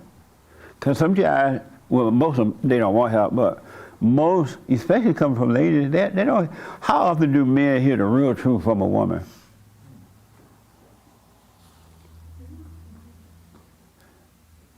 What? No, I'm just laughing at my situation. And don't let your ego want to play with him, make him beg. Don't get a thrill out of the begging. He keep coming around every day asking the same thing. Because if you don't be careful, you'll get a thrill from that. Yeah. Because you would know he's weak, you know he'll be bad, you know he'll keep begging, and you already know you really don't want to go out with him. Why not just say no? Well, I did it like this. And when someone is very persistent, because we saw each other almost every day, not really. We'll tell him he's begging. Yeah. Say, stop begging, man. That's weakness. Yeah. You know what I mean? Something to wake him up, hopefully. Mm-hmm. But don't play with him. No. No, I won't. All right. So there's nothing that distinguishes us from anybody. And the only thing that changes when you forgive, you realize you're wrong for hating, and you forgive, your nature will change if you stay with it. Your heart will wake up first, and the heart will change the nature, which is the Spirit of God. And you will see that you are no different than anyone else. The bum on the street, the prostitute, the murderer, the rapist, you're no different than anyone else. Huh? Two hoops in a hollow. That's right. Every human being is two hoops in a hollow for becoming Jeffrey Dahmer. And if you listen to their story, you will see it's the same spirit that's in you guys. And all of us until we're born again of God. But be careful not to get stuck with the intellect on this. That's why I don't really want to throw out that do you create victims? Because every human being does. You just don't know you're doing it until you can see that you're doing it. I will tell you that part. So watch that, all right? And pay attention and just watch you, but watch the intellect talking to you. If the mind is reminding you of the truth, that's the devil. If the mind is reminding you you hate your mama, if the mind is reminding you you're this, you're that, and you find yourself pouncing on other people with it, that's the devil. Because God does not talk to you about anything. He revealed the truth, wordless word, all the time. But the devil will tell you the truth through the intellect and make it a lie. Because he will make you think that you have it and you don't. Anybody disagree with that? Is that clear? Can you tell when that's happening to you already? You still go home at night and be lonely. You'll still be angry. You will still try to prove yourself. You will still want to be seen. You will still be doing the same old thing. But you know the truth. The intellect is not your friend. And that's what we want to overcome, the intellect. The intellect is of the devil. My voice is a voiceless voice. God said, my children will know me by my voice. So when the devil is telling you what you've heard, it may be true that is true. You did hear it, but you don't know it. So stop repeating the devil. Don't get so excited that you repeat the devil. Watch yourself. That makes sense? Any question about that? Yes, Nick. You seem questionable. No question. What do you think about that? It's so true, because even this week when you asked that question, I said, well, nothing. I'm no different than anybody. And that's just like the answer that I thought of. Yeah. But the that devil same tell week, you, oh, you're no different than anybody. Because you feel that's what Jesse's looking for anyway. but that same week, this same week though, I thought of myself and as stop less. asking questions based on what you think I'm looking for now. You know me now, right? So you know that every question I have, there's something else behind it. And now you're looking in your head to respond to that question based on what you think. So if it's raining outside and Jesse asks if it's raining, that means it ain't raining. You know what I mean? He must gonna say, oh, that's an illusion of a rain, even though you're wet. But go ahead, Nick. I was just saying that I thought that I was like, well, nothing. There's no difference between me because of everything I learned. But this very week, I thought of myself as less than others. Yeah. And it's like if I really totally knew that there's nothing distinguished me, I would have no problem. I would care about what people think. It would be like all love all the time. Does that make sense? So stop trying to respond in fellowship based on my question. You start looking around based on just a question.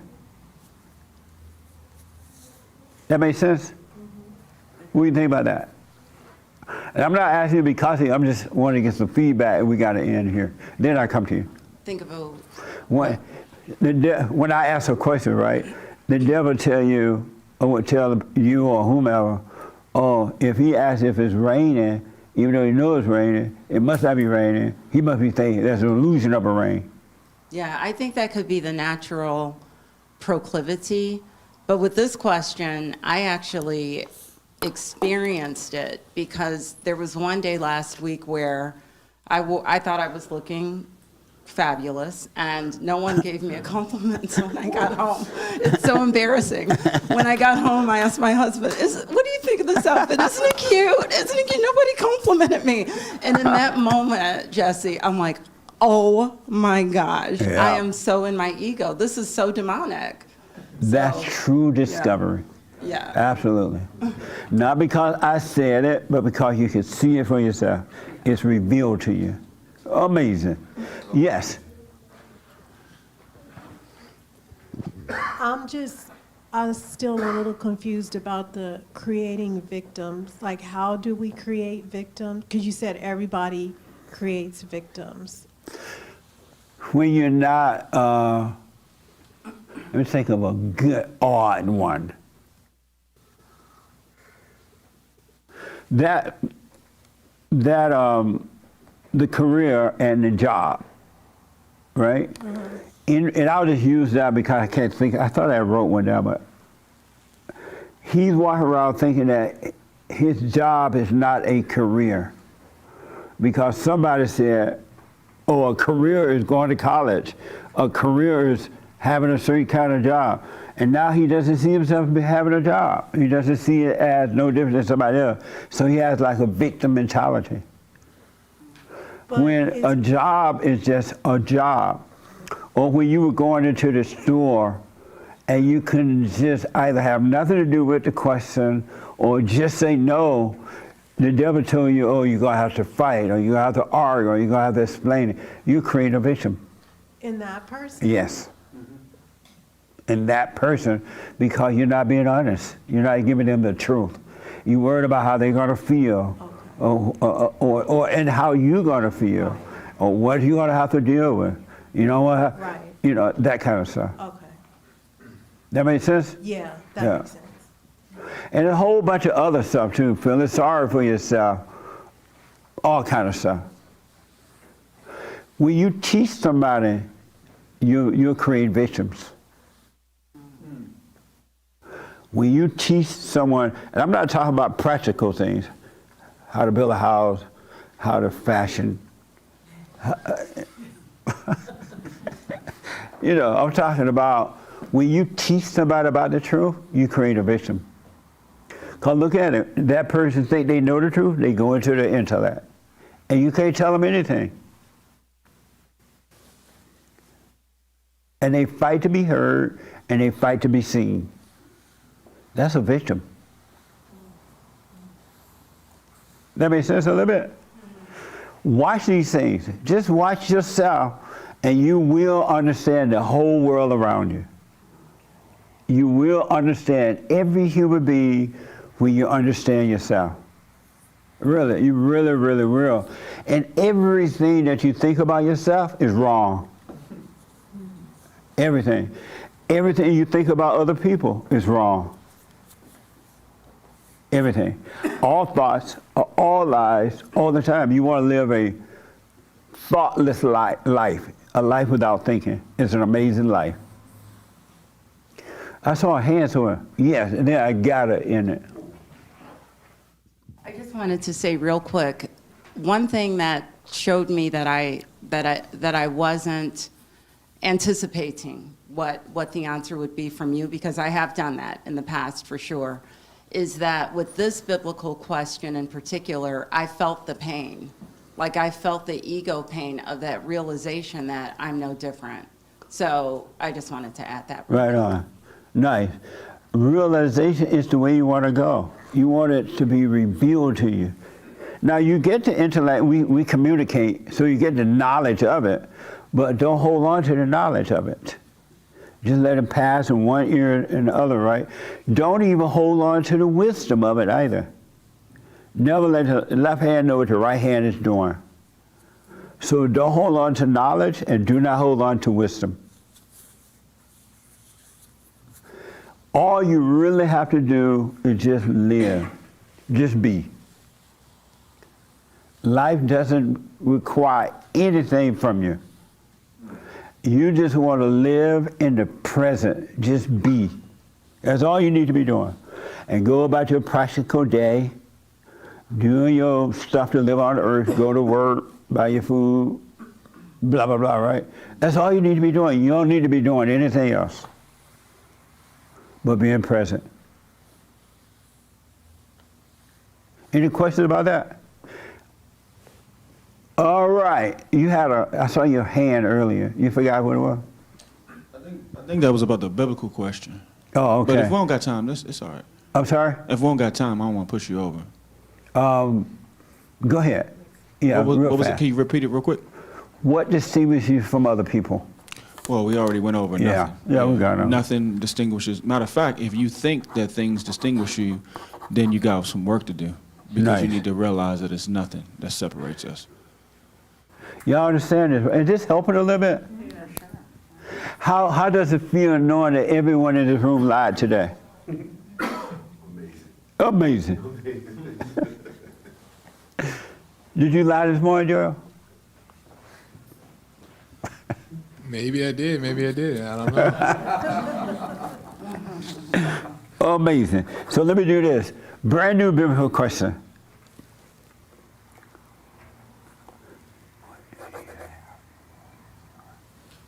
What do you have to give to anyone? I already hear the answers in y'all head. The devil just told everybody the same thing. What do you have to give to anyone? We had so much fun with this question this week. That's how it became a question. What do you have to give to anyone? Yes, Raymond. Absolutely nothing. I knew that was going to be the first answer. Absolutely nothing. Nothing. So that's the biblical question for this week, all right? So smoke on it. And the devil just told everyone in this room nothing, except for a few who, a little different, but the devil told all y'all, you have nothing in here. And y'all believed it. Amazing. So listen, that's the biblical question. Thank you all for your support. Men's Forum this Thursday night. Can you believe that? The last Thursday, first Thursday of the year. What happened? Amazing. The last Thursday of the year. So 7 p.m., the first Thursday of this month, is for men only at 7 p.m. Any other announcement? Okay, we've been getting tons of requests to be a part of the radio network, and we will be getting back to some people, one person at a time. We really can't move too fast with it. So thank you, and we'll get back to some of you for sure. And the equipment, I asked you guys to help me out with the equipment, and so thank you for that help. I think we got over $70,000 or something like that. Yeah. What's the goal? 25. We asked for 25,000, and we got 70,000, maybe even a little older than that. So thank you for that, and that means that we're going to get everything working well, and we're gonna hire 2 more people to work with us.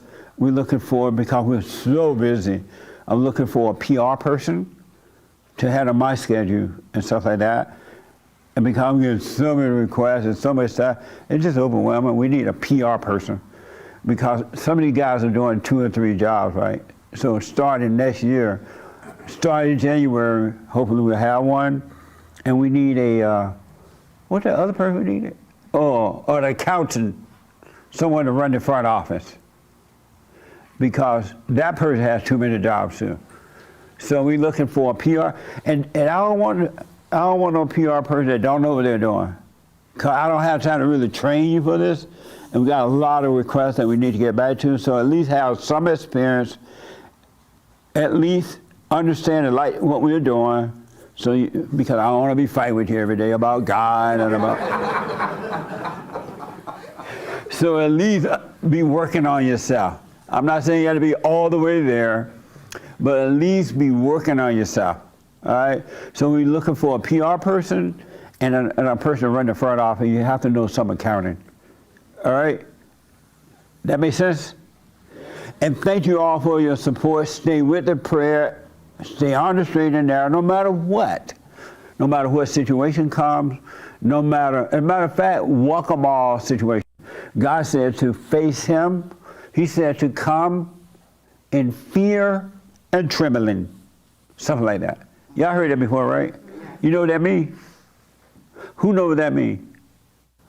Come to me in fear and trembling. Something like that. Anybody ever do that? Go to God in fear and trembling? No. All y'all go boldly. You know what that means? You have your hand, Raymond? What does that mean? To me, that is to know that your God is your true Father in heaven, and He's the only one that passes judgment upon you. Amazing. How many people accept that? So y'all don't know what it means to face God in fear and trembling? No. You had your hand, Frankie? And then we got to end it because Billy going to yell. It has to do something with fearing God. A lot of Christians. No. Just tell me what that means. To go to God in fear and trembling. It's an example is like you've done wrong and your father is going to whip you and you're afraid of your father. I can't do that because I'm afraid of my father. Something like that. Maybe that should be the biblical question. Yeah.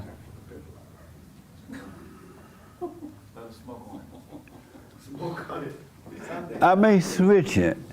I may just give y'all the answer to the one today on the radio, and then, you think so, Gerald? What does it mean to go to God in fear and trembling? It means to connect with God in a way that is so truthful and pure that it causes you to do a lot of inward discovery And I believe it's the born again experience that we're going through right now. So what now? The born again experience. I'm thinking about switching this question. I'll smoke on it.